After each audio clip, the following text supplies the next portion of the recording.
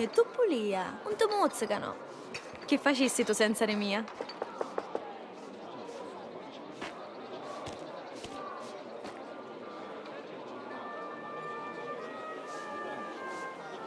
Non c'è bisogno che restate qua, Isabella. Qui siamo su cose per voi altri. Ah, e perché?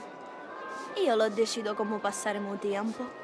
E poi, potessi essere di buona compagnia. Un minuto, uè. Ah, signorina Torresi. Che gradita sorpresa. Vostro padre con voi è? No, Sula, Sugno, mi dispiace. Mio padre sta ancora festeggiando la vittoria. Ah, sì. È buono. Signorina, io mi volevo scusare perché un minna la settimana passata. Non ci vuole mancare il rispetto. Il fatto è che mi hanno a spirugliare una cosa. Non vi preoccupate, sicuro che mio padre capisce. Prego, favore da una bottiglia.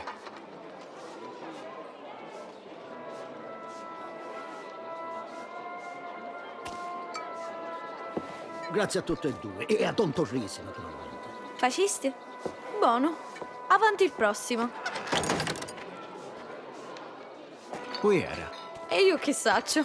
Pare che vi conosceva. Mi conosce perché ci interessa arrivare a mia pace. A San Celeste tutti amici di Don Torrisi devono essere. Lo sai che io rumi la zia? Ma essere sano. Ma poi tenere una cosa come chissà. Io mai l'ho avuta una famiglia. Manco io. Ave assai che non l'hai più. E ora? Non è che maghieri? Dice... via Nino Agavi.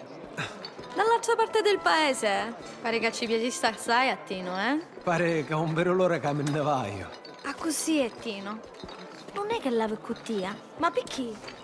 Tu te ne vuoi ir? Ora come ora no. Almeno sino a quando hai un travaglio e un letto per dormire. Allora spero che Luca te non ha a che fare. Fosse buono. Penso che potesse essere felice qua. Sogno raccolto.